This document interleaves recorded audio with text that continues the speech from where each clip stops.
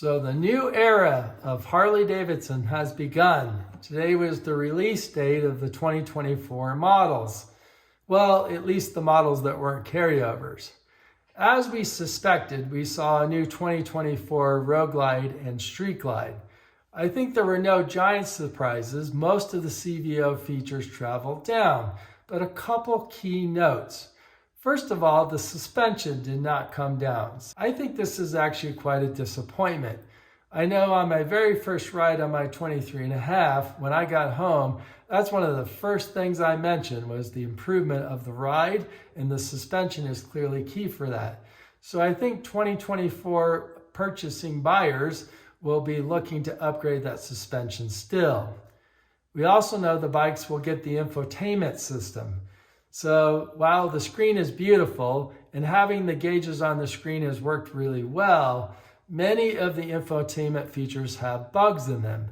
And I checked this morning and there is no software update for this infotainment system. So therefore, I suspect these 2024s are going to have the same bugs that most us 23.5 CVO owners are frustrated with. I think the other big realization is the 117 cubic inch motor in these new bikes is liquid cooled. The heads are cooled just like the 23.5s. So cooling the rear cylinder and then the front cylinder. This design has proven to work very well on the 23.5 CVOs. So I think new owners will be pretty impressed with it. But the issue of variable valve timing. So while the cam cover on the new motor looks like it has variable valve timing, and there is a variable valve timing cam sensor behind it, there is no phaser. So there is no true variable valve timing in the new 117-inch motor in the Road Glide and the Street Glide. The other changes to take note of is in pricing. So we no longer have the Road Glide Special or the Street Glide Special.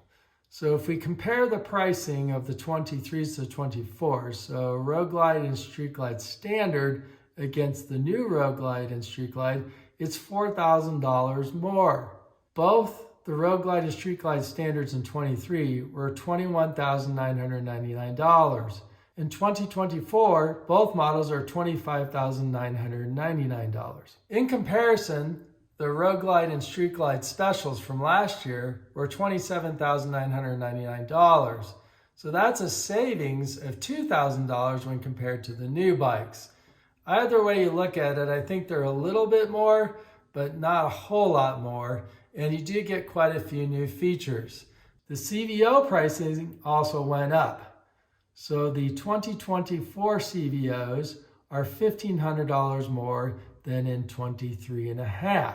I think the bargain is really with the 24 CVO Road Glide ST. This is at the same MSRP price as the 23 CVO Road Glide. So $42,999. So you're getting quite a few more parts and a little bit more horsepower than on the 23.5s. I think this will be the popular choice for many in 2024. There are quite a few new parts in the P&A section of the catalog. So we have a few new choices for ordering parts for the 23.5 CVOs. I think many of us will be excited about some of the new seat choices.